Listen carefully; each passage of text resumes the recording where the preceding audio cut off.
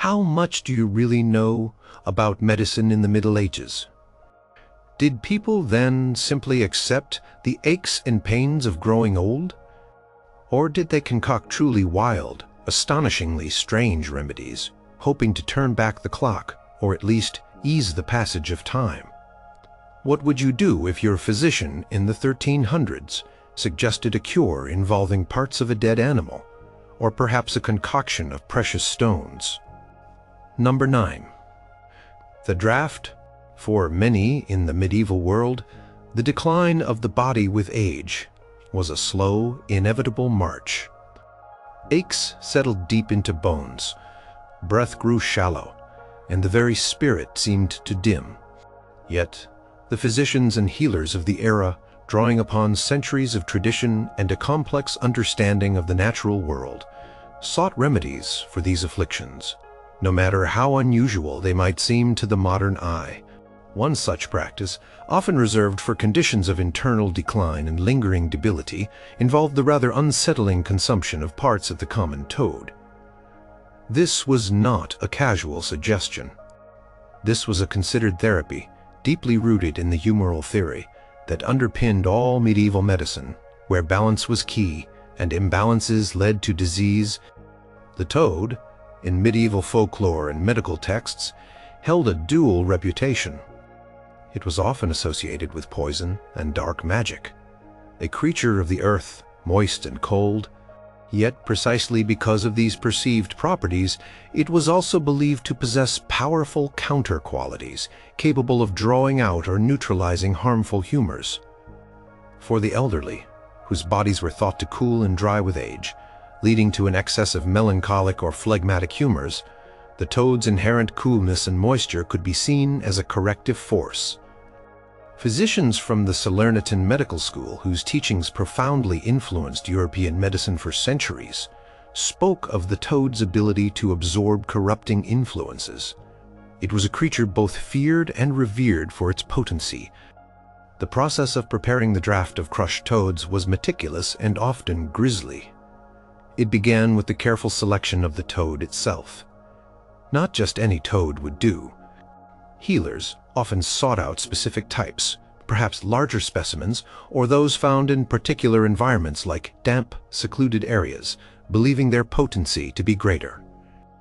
The toad would then be subjected to a process of drying, sometimes slowly roasted over a low fire until it became brittle or sun-dried for several days, in a manner that preserved its perceived medicinal qualities without charring it.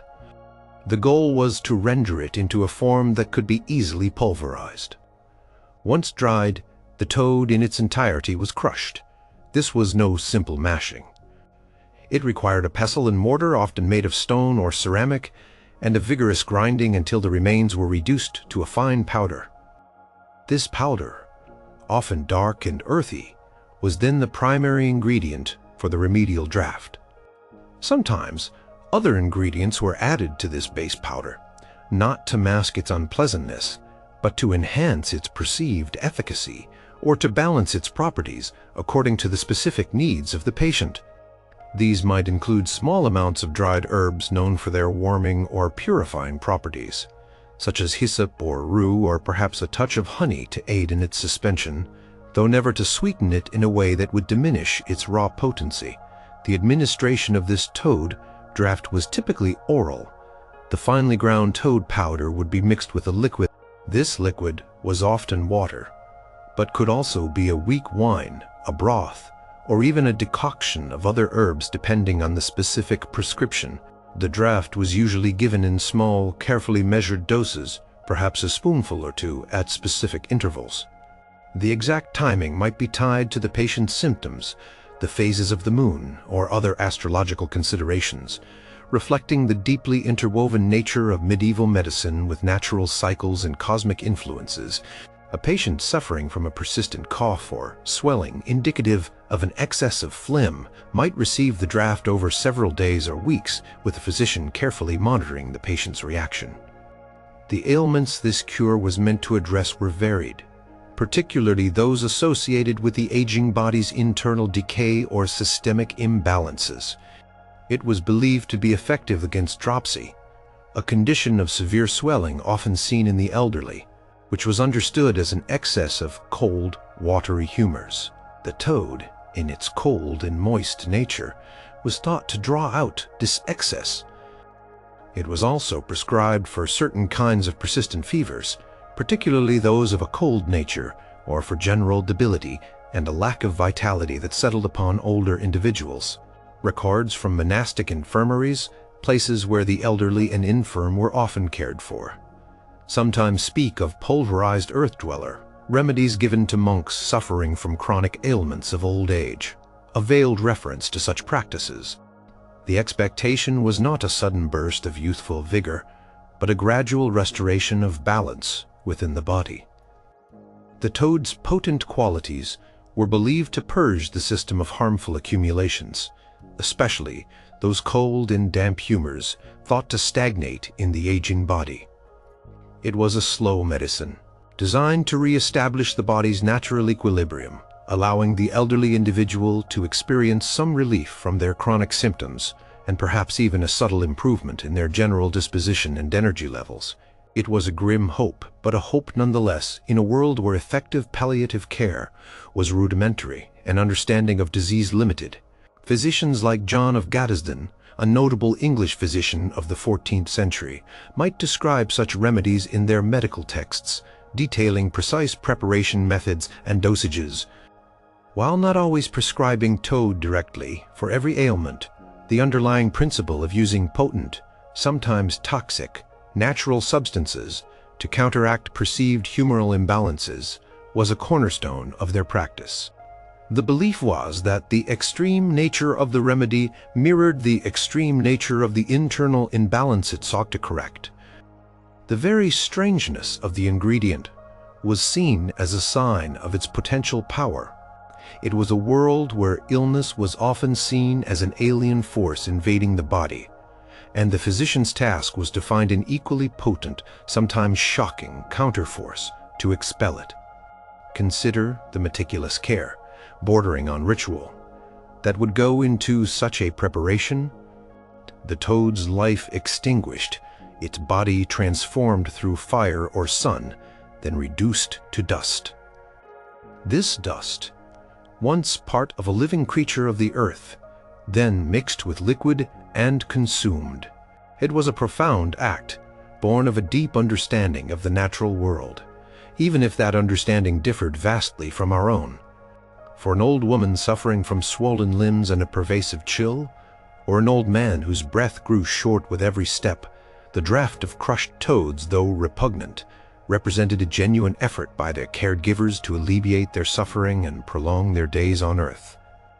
It was a testament to the belief that even the humblest, most maligned creature held secrets to health within its very being, waiting to be unlocked by the skilled hand of the medieval healer.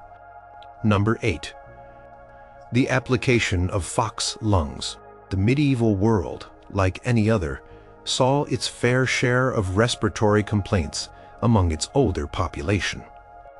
The harsh winters, damp living conditions, and ever-present smoky fires often led to persistent coughs, wheezing, and shortness of breath, ailments that could severely diminish the quality of life for the elderly.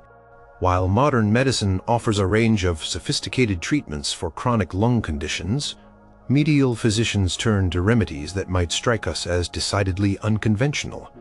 One such practice, rooted in the principles of sympathetic magic and the perceived properties of certain animals, involved the application of fox lungs directly to the ailing body. Sympathetic magic, a widely held belief system in the Middle Ages, proposed that like affects like. If a creature possessed certain desirable qualities or characteristics, its body parts could transfer those qualities to a person. The fox in medieval bestiaries and popular lore was often depicted as a cunning, resilient, and swift animal, particularly known for its ability to evade hunters and navigate treacherous terrain. Crucially, its breath was often described as being particularly robust, a characteristic associated with its agility and endurance. Therefore, it was reasoned the lungs of such a creature, organs of breath and vitality, must possess restorative qualities that could be imparted to human lungs struggling with the burdens of old age. The procurement of fox lungs was a process that began with the hunt. A fox, ideally a healthy, strong specimen, would be trapped or hunted. Once killed, the animal would be quickly disemboweled and its lungs carefully removed. The freshness of the organ was considered paramount, as its vital essences were believed to be most potent immediately after death.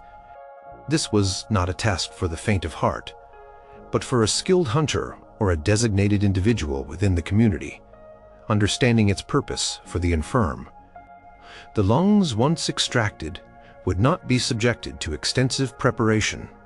The emphasis was on maintaining their natural state as much as possible, preserving their inherent foxness. The application method was direct and immediate. The fresh fox lungs, still warm from the recently deceased animal, would be placed directly onto the chest of the ailing elderly person. Often, they would be covered with a warm cloth or bandage to hold them in place and to maintain their warmth, as warmth was also considered a therapeutic agent, helping to open the pores and facilitate the transfer of properties. The patient would then be encouraged to rest, allowing the supposed sympathetic transfer of vitality to occur. The belief was that the resilient, strong lungs of the fox would impart their strength to the weakening human lungs, easing congestion and making breathing less arduous. The duration of the application varied. Some practitioners might suggest keeping the lungs on the chest for several hours, perhaps even overnight, while others might advise shorter, more frequent applications. The procedure would often be repeated over several days, or until some perceived improvement was observed.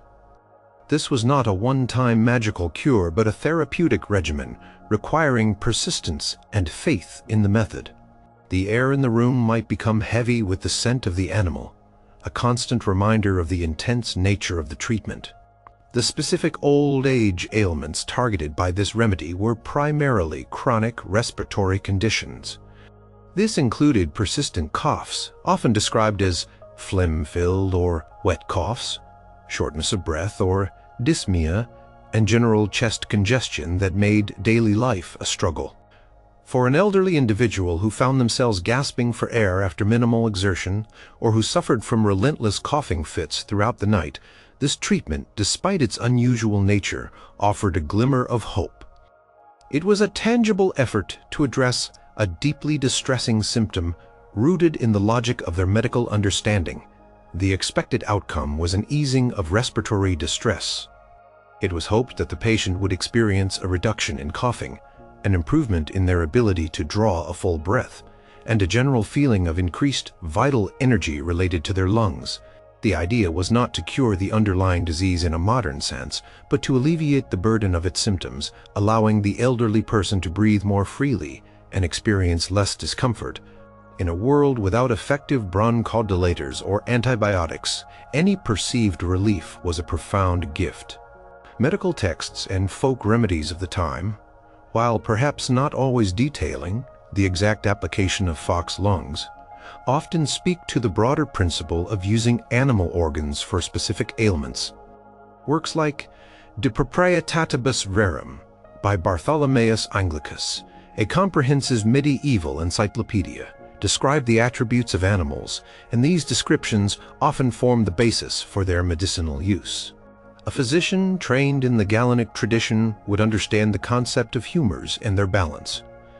And while the fox lung might not fit neatly into a direct humoral adjustment, it aligned with the broader principle of applying nature's forces to correct bodily imbalances. Consider an elderly woman, her chest heavy, her breath shallow. Each inhale a struggle. Her family, desperate for relief, would seek out a local healer or physician. The suggestion of fox lungs, while perhaps initially startling, would be accepted as a serious, albeit unconventional, medical intervention. The ritual of the hunt, the careful removal of the organs, the placement on her chest, each step was part of a holistic belief system. The warmth from the animal, the subtle sense, the very act of trying something so potent, all contributed to the therapeutic experience.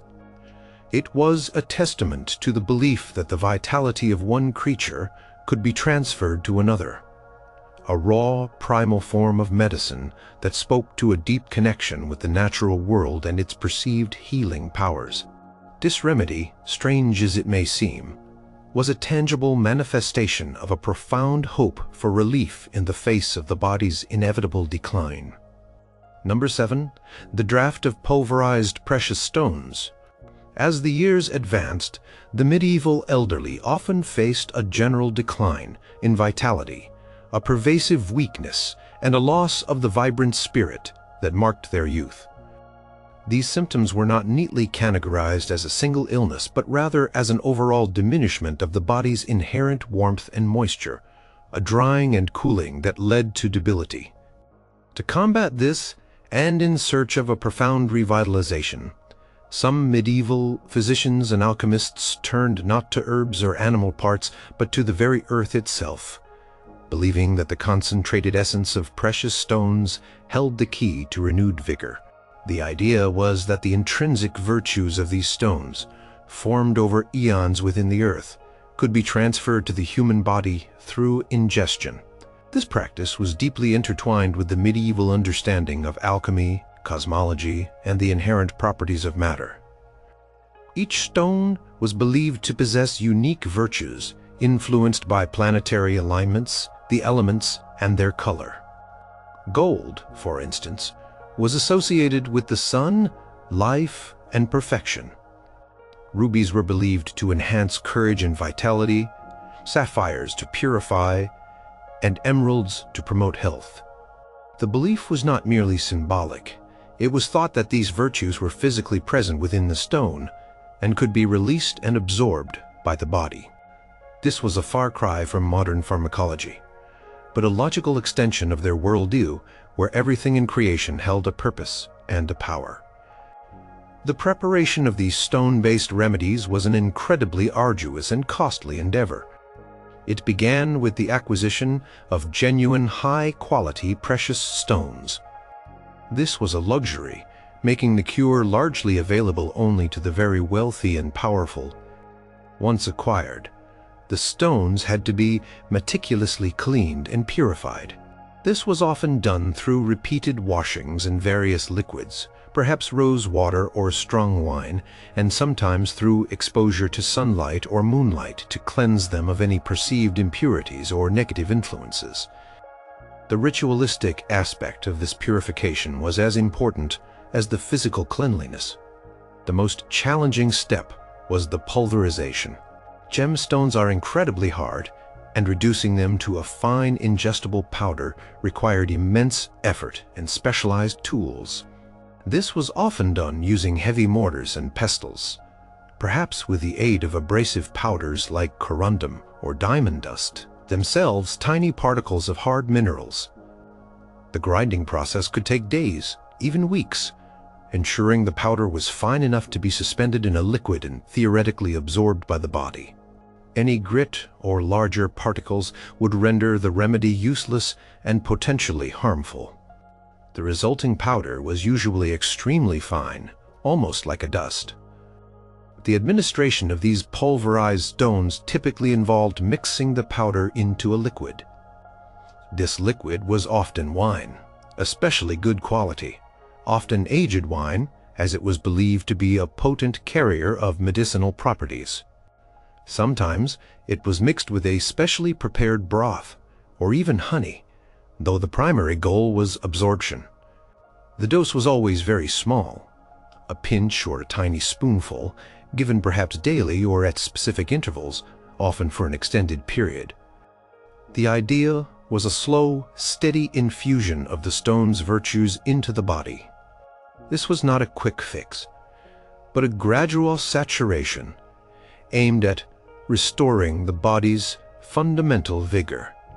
The ailments targeted by this aristocratic remedy were typically those of general decline, rather than specific diseases. It was prescribed for senility, a term that encompassed memory loss, confusion, and a general waning of mental acuity. It was also used for profound weakness, a lack of spirits, chronic fatigue, and an overall sense of the body giving out. For an aging noble witnessing their own physical and mental faculties diminish, the idea of ingesting the essence of unyielding perfect stones held a powerful appeal, a symbol of durability and permanence they hoped to reclaim. The expected outcome was a restoration of the patient's inherent vitality. For memory issues, it was hoped that the clear, pure nature of the stones would bring clarity to the mind. For physical weakness, the stone's perceived strength would be absorbed, renewing energy and stamina. For a general dimming of the life force, the brilliance of the gems was meant to reignite the inner fire. Alchemical texts, such as those attributed to the famed alchemist Jaber ibn Hayyan, often spoke of the philosophical stone, not just as a means to transmute base metals, but also as a universal panacea, and these pulverized gem remedies were seen as lesser, yet still potent versions of that ideal. This practice highlights the stark class divisions in medieval medicine. While the common folk might resort to toad, drafts, or fox lungs, the elite had access to remedies of astonishing cost and rarity. A treatise known as the Thesaurus of the Poor, while providing remedies for commoners, stands in stark contrast to the grand prescriptions found in the medical libraries of kings and popes, where such expensive cures would be catalogued. The perceived efficacy of the remedy was often tied to its rarity and difficulty of obtainment, further cementing its value in the eyes of the wealthy who could afford it. Consider the immense labor and expense involved in preparing such a cure for an aging monarch or a powerful bishop. The careful selection of the gem, perhaps a perfect emerald or a flawless ruby, then the painstaking process of grinding it into an impalpable powder, every speck precious. The final act of mixing this glittering dust into a rich wine and presenting it to the ailing dignitary. It was not just medicine. It was a profound act of faith and belief in the alchemical power of nature, a desperate plea to the very essence of the earth to restore what time had taken away. For the medieval mind, the idea that something so beautiful and enduring could not impart some of its qualities to the human body seemed illogical. It was a testament to a worldview where the visible world held hidden virtues, waiting to be unlocked by those who knew how. Number 6. The consumption of mumia.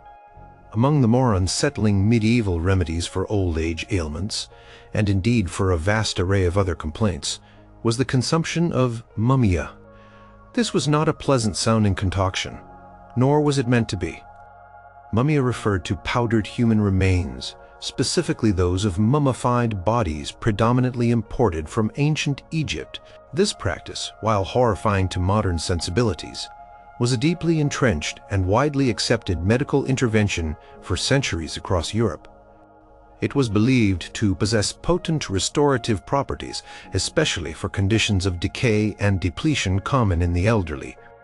The concept of mumia as medicine emerged from a misunderstanding. Initially, the word mumia derived from the Persian mumia, which referred to bitumen, a natural asphalt or pitch, known for its medicinal properties in ancient Persian and Arabic medicine. This bitumen was used as a wound dressing and an internal remedy for various conditions. However, as trade routes opened and ancient Egyptian mummies were discovered, their dark, resinous appearance led to a mistaken association. European merchants and physicians began to believe that the black substance found within mummies, or even the embalmed flesh itself, was this precious bitumen, or at least something equally potent.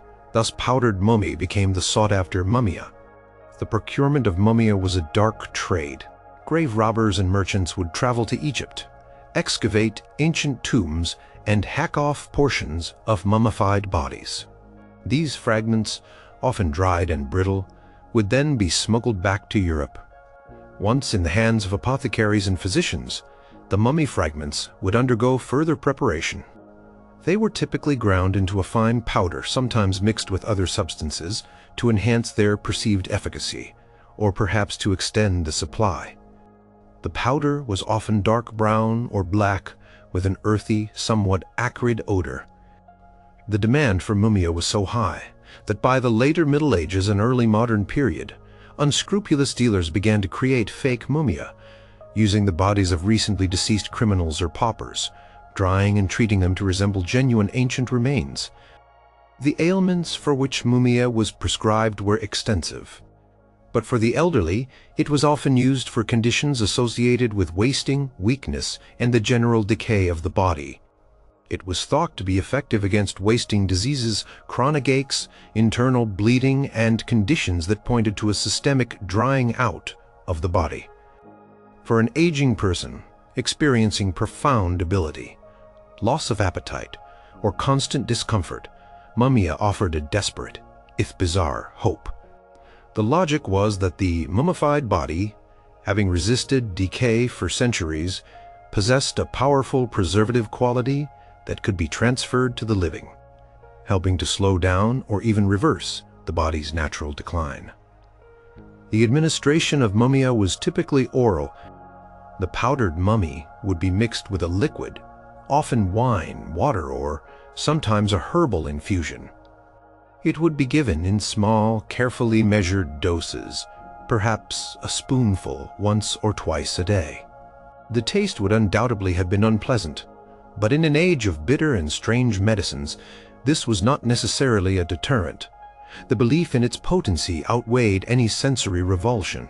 Some records suggest it was also applied externally as a poultice for wounds or skin ailments, but its primary use for internal debility remained ingestible. The expected outcome was not a sudden rejuvenation, but a strengthening of the body's internal resistance to decay. It was hoped that mumia would slow down the process of aging and wasting, providing a sustained vital force. For an elderly person plagued by a lingering illness or general decline, the mumia was meant to impart a resilience, a life force that had somehow been preserved across millennia. It was a grim yet fascinating testament to the medieval belief in the power of relics and the ability of the dead to influence the living, even if unintentionally. Prominent physicians throughout the medieval period and beyond, like Guy de Chauliac, a leading surgeon of the 14th century, mentioned mumia in their formularies, detailing its properties and applications. It was a standard ingredient in many apothecaries' shops. The trade in mumia flourished, indicating its widespread acceptance across different social strata, though its cost would have made it more accessible to the wealthy. Its inclusion in major medical texts lent it an air of scientific legitimacy, further solidifying its place in the medieval pharmacopoeia. Consider an old man, perhaps a merchant or a scholar, his body growing frail, his strength ebbing away. He suffers from a persistent, wasting cough and a feeling of perpetual coldness in his bones. His physician, learned and respected, might prescribe mumia. The small, dark powder, mixed into a glass of red wine, would be offered to him. The aroma, the texture, the knowledge of what he was consuming. It would be a profound moment, a desperate attempt to grasp at the vestiges of life. The very act of consuming a substance that had defied time for so long would have carried a powerful psychological weight, reinforcing the hope that it could impart some of that timelessness to his own aging body. It was a chilling testament to the length to which people would go and the beliefs they held in their quest to combat the inevitable decline of age. Number 5. The bat blood ointment. One of the most distressing ailments for the elderly in the medieval world was the decline of eyesight. As vision blurred and faded, simple tasks became difficult and the world grew dim. Without spectacles being widely available or effective for all conditions, and certainly without modern ophthalmology, healers sought remedies in the natural world that once again often drew upon sympathetic magic and the perceived unique attributes of certain creatures. For failing eyesight, particularly the dimming of vision that accompanied old age. One truly astonishing cure involved the application of an ointment made from the blood of a bat. The bat, in medieval bestiaries and popular lore, was a creature of paradox. It was blind in the conventional sense, relying on sound for navigation, yet it moved with astonishing agility and precision in the darkest of nights. This duality, apparent blindness combined with extraordinary nocturnal perception, made its blood a potent symbol, and therefore a potential remedy for human vision problems. The belief was that the bat's innate ability to see in darkness, its acute awareness of its surroundings, despite its lack of conventional sight, could be transferred to human eyes through the application of its blood. It was a direct application of the like affects like principle, using the bat's unique sensory acuity to enhance failing human vision. The preparation of the bat blood ointment was specific and ritualistic. First, a bat had to be caught. This might involve setting nets or traps in areas known for bat colonies, such as caves, old buildings, or hollow trees. Once captured, the bat's blood would be carefully collected, usually by making a small incision. The freshness of the blood was deemed essential for its potency, so the collection was often done immediately before the ointment was to be prepared. The bat would then typically be released, or its body used for other remedies, as medieval medicine aimed to utilize every part of a creature as possible. The collected bat blood, often a small viscous quantity, would then be mixed with other ingredients to form an ointment. These additional components were not chosen at random. They were selected for their perceived properties to aid absorption, provide a soothing base, or enhance the blood's virtue. Common additions included the fat of another animal, perhaps a goat or a bear, which would give the mixture a thick, unctuous consistency suitable for topical application. Sometimes, finely powdered herbs, known for their connection to vision, such as eyebright or rue, might also be incorporated, though the bat blood remained the primary, most potent ingredient. The mixture would be gently warmed, often in a ceramic pot over a low flame, and stirred until a smooth, uniform ointment was achieved. The application of the bat blood ointment was external, directly to the eyes or the surrounding area. A small amount of the prepared ointment would be gently smeared onto the eyelids, or sometimes carefully around the orbital bone, especially before sleep. The patient would then be encouraged to rest, allowing the supposed remedial properties to permeate the affected area overnight. The process would be repeated nightly or at other prescribed intervals over a period of days or weeks, depending on the severity of the vision loss and the patient's reaction. The scent of the ointment, earthy and perhaps a little musky, would accompany the treatment, serving as a constant reminder of the animal's essence. The specific old age ailments targeted by this remedy were primarily those involving the gradual dimming or blurring of vision common in the elderly. This included conditions like presbyopia, where focusing on near objects becomes difficult, or the early stages of cataracts, which would manifest as a clouding of vision. For an elderly person who found themselves squinting at manuscripts, struggling to see the faces of loved ones, or unable to navigate familiar surroundings with ease, the bat blood ointment offered a tangible, if unusual, course of action. It was a direct attempt to bring light back to eyes that felt increasingly shadowed by age. The expected outcome was an improvement in visual acuity. It was hoped that the bat blood would clarify the vision, strengthen the eyes, and help the aging individual to see more sharply and clearly. The belief was that the vitality and unique sight of the bat would be absorbed through the skin, invigorating the optic nerves and correcting imbalances within the humors of the eye. While a complete restoration of youthful vision was likely not anticipated, any improvement, even subtle, would have been considered a profound success, and a testament to the power of the remedy.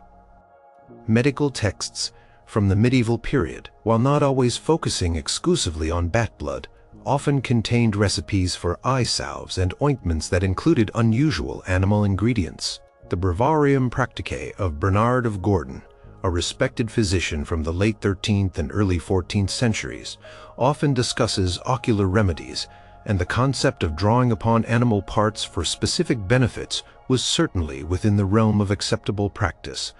The intricate knowledge of animal behavior and perceived attributes, often derived from centuries of observation and folk wisdom, formed the bedrock of such prescriptions. Consider an old scribe, his eyes once sharp enough to illuminate the smallest script, now blurring before him, making his life's work a torment.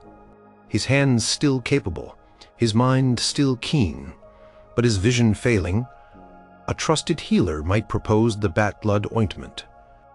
The act of applying the rich dark ointment to his tired eyelids, feeling its warmth and perhaps smelling its wild earthy scent would be a nightly ritual.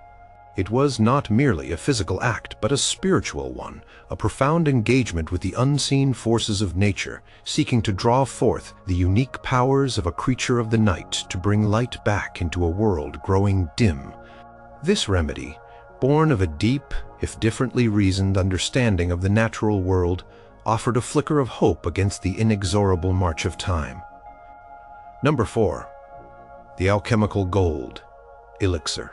For the medieval elite, the dream of eternal youth and boundless vitality was a persistent fantasy woven into the fabric of alchemical thought.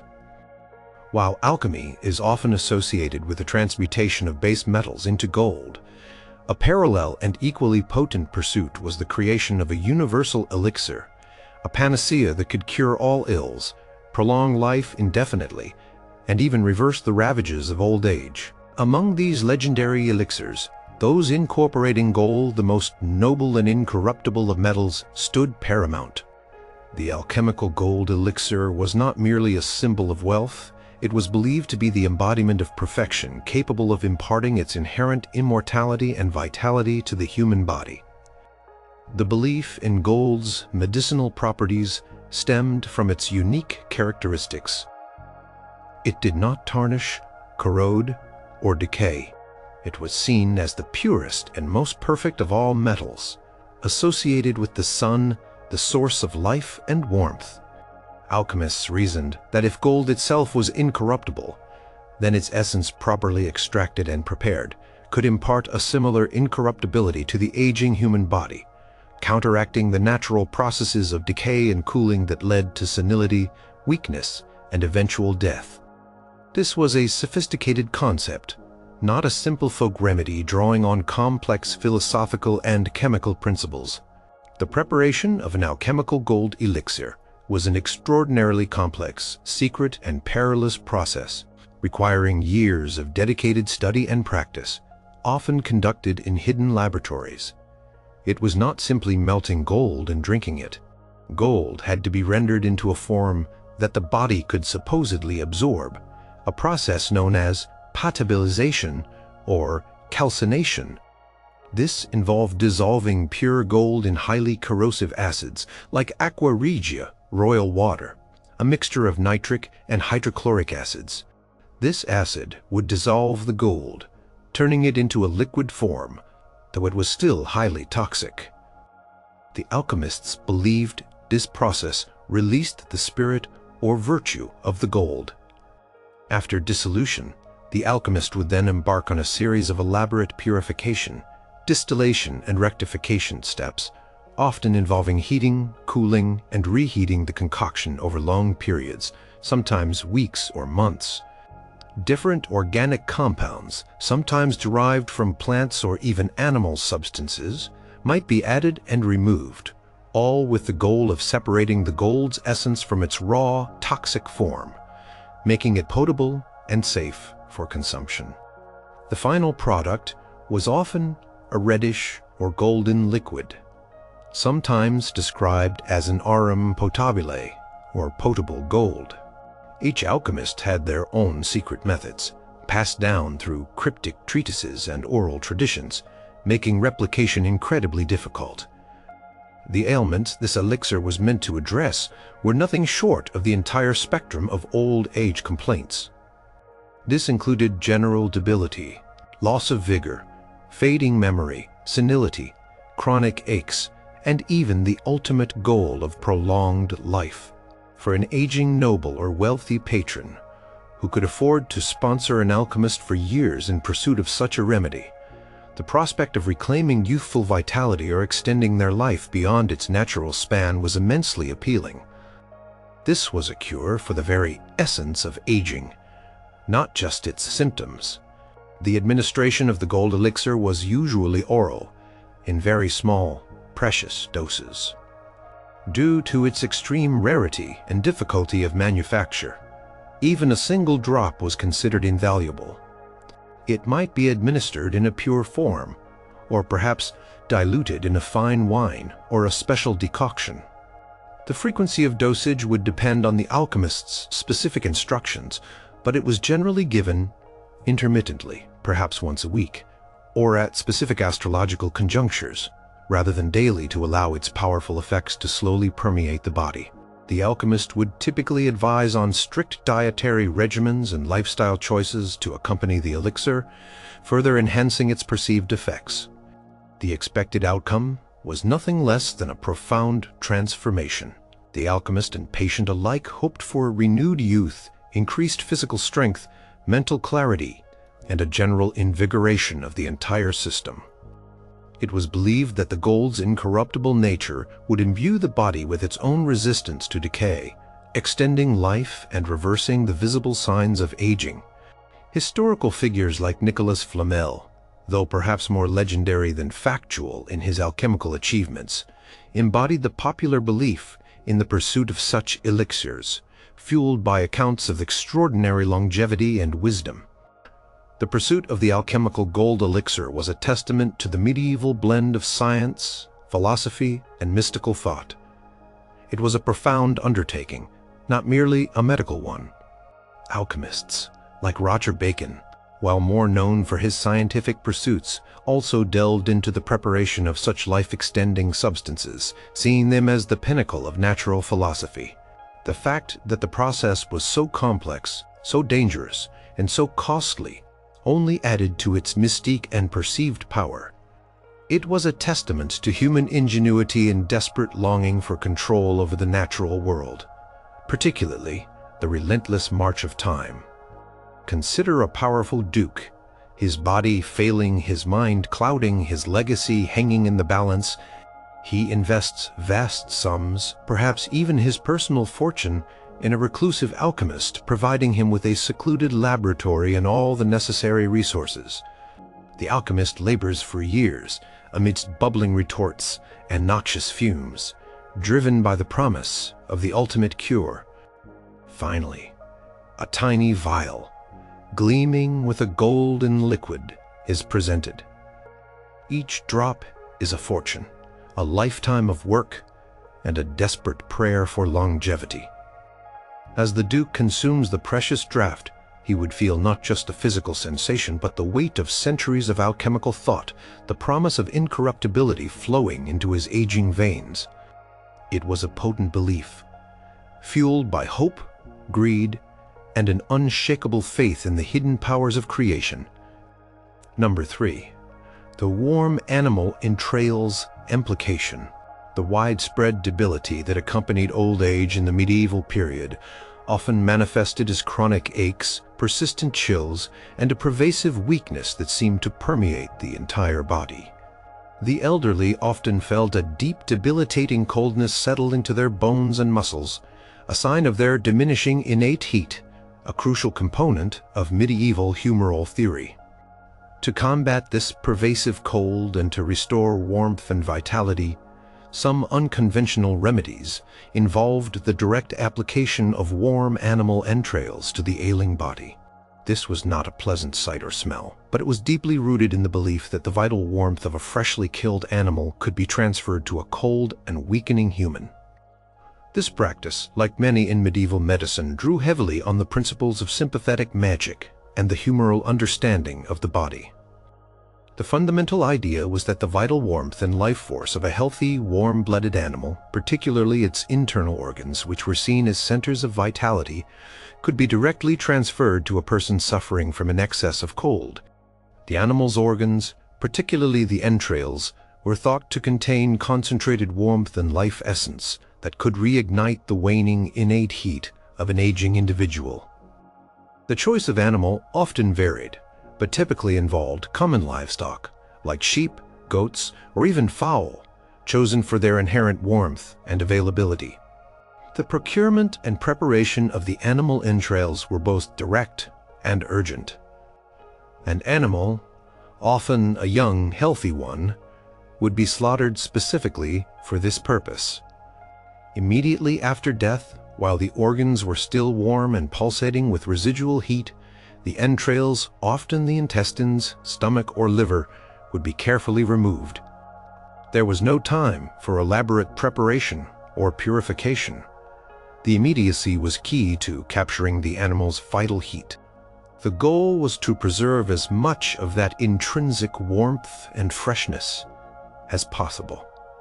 Sometimes the organs would be lightly rinsed, but often they were applied directly, still bearing the signs of their recent life.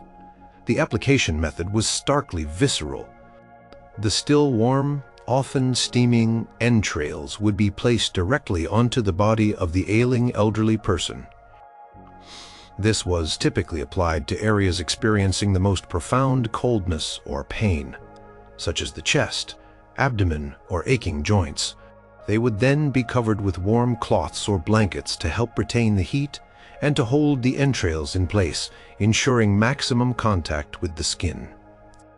The patient would be encouraged to lie still and allow the heat and vital essence from the animal to permeate their body. The air in the room would fill with a primal metallic scent, a testament to the raw nature of the treatment. The duration of the application would vary, but it was usually kept on until the entrails cooled considerably, which might be anywhere from 30 minutes to a couple of hours. This process might be repeated several times over a period of days or weeks, depending on the severity of the patient's symptoms and the perceived success of the initial applications. The discomfort of the application, both from the physical presence of the organs and their smell, was secondary to the hope of relief from chronic coldness and debility. The ailments targeted by this remedy were those characterized by a profound lack of heat and vitality in the aging body. This included severe joint pain and stiffness, often attributed to cold humors settling in the joints, persistent chills and a general sensation of coldness that no amount of clothing could alleviate, and a widespread physical weakness and lassitude that left the elderly individual bedridden or severely debilitated. For an old man whose limbs were stiff with cold and pain, or an old woman shivering constantly, despite being wrapped in furs, this application offered a direct and immediate infusion of warmth. The expected outcome was a restoration of warmth and a reduction in pain. It was hoped that the transferred heat and vital essence from the animal would reignite the patient's own innate heat, improving circulation, easing stiff joints, and alleviating the pervasive feeling of cold. The idea was to bring a dynamic, living warmth back into a body that was perceived as cooling and drying with age. It was a direct, albeit crude attempt to counteract the perceived humoral imbalance of an aging body. While specific treatises focusing solely on entrails application might be rare, the underlying principles were widespread. Medical texts influenced by Galen, like those taught at Salerno or Montpellier, constantly emphasized the importance of maintaining innate heat and warmth for health, especially in the elderly, who were seen as naturally cooling. Therefore, remedies that directly supplied heat, even if from an animal, fit within the established medical framework. Folk healers and village wise women, often the primary caregivers for the poor and rural elderly, would have frequently resorted to such accessible and immediate remedies, drawing on local knowledge and available resources. Consider an old peasant, his body racked by chronic rheumatism, his joints swollen and aching with a cold that seemed to penetrate to his very marrow. His family, seeing his suffering, decides to apply the entrails remedy. A young sheep is slaughtered, and its warm, glistening organs are swiftly placed upon his gnarled knees and stiff back. The shock of the warmth, the primal smell, the feeling of the soft organs against his skin, it would be an intense experience. As the heat gradually seeped into his aching limbs, a flicker of hope would ignite. It was a raw, unfiltered connection to life, a desperate attempt to draw forth warmth from a living creature to rekindle the dying embers within an aging human body, a testament to the deep-seated belief in the healing power of immediate visceral contact with nature. Number 2. The dove blood eye drops. Among the many afflictions that plagued the medieval, elderly, deteriorating eyesight, stood out as particularly debilitating. As cataracts formed and vision dimmed, the world became a hazy, indistinct place, making daily tasks and simple joys increasingly difficult. With no surgical options for such conditions, medieval physicians and healers often looked to the natural world for remedies, believing that the unique properties of certain creatures could be harnessed to restore sight. For cataracts and other forms of dimming vision, one remarkably specific and rather unsettling cure involved the direct application of fresh dove blood as eye drops. The dove, in medieval symbolism, held a unique and revered status. It was often associated with purity, innocence, peace, and divine spirit. Crucially, its eyes were perceived as exceptionally clear and keen, able to navigate swiftly and precisely, even from great heights.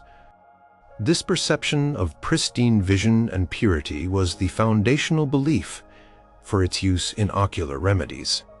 The principle was that the clear, pure, and potent blood of such a creature, particularly one associated with sharpness of sight, could transfer its inherent clarity and vitality directly to the clouded and dimming human eye.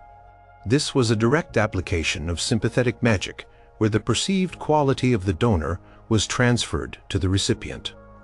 The procurement of dove blood was a precise and often ritualistic process. A healthy young dove, preferably a white one, would be chosen.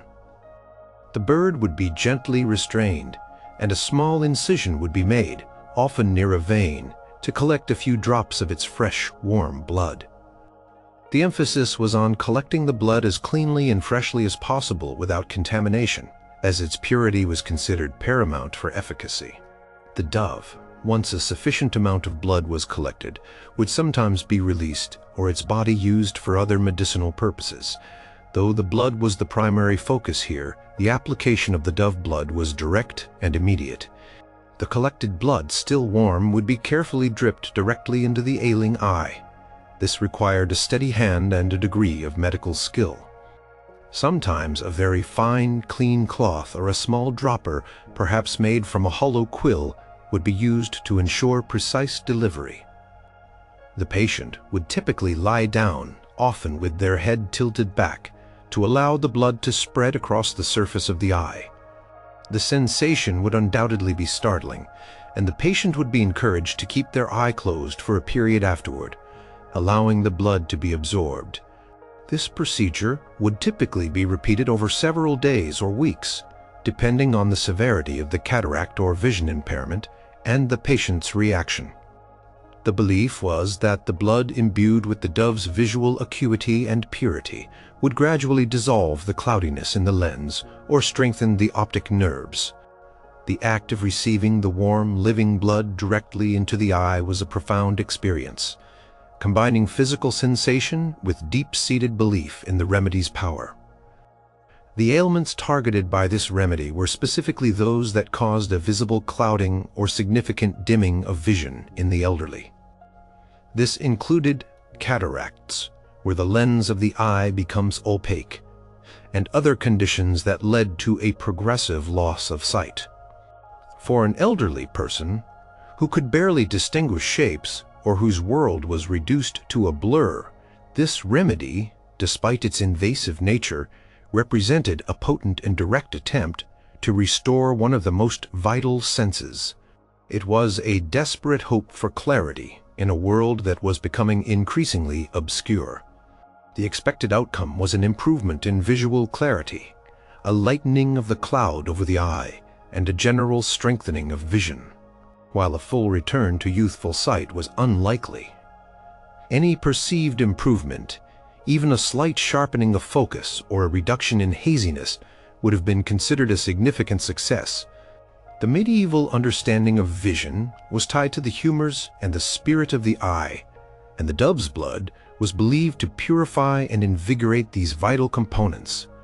Medieval medical texts, such as those from the Byzantine physician Paul of Aegina, whose works were widely translated and studied, often contain recipes for ocular remedies, sometimes referencing blood or other animal substances for eye complaints.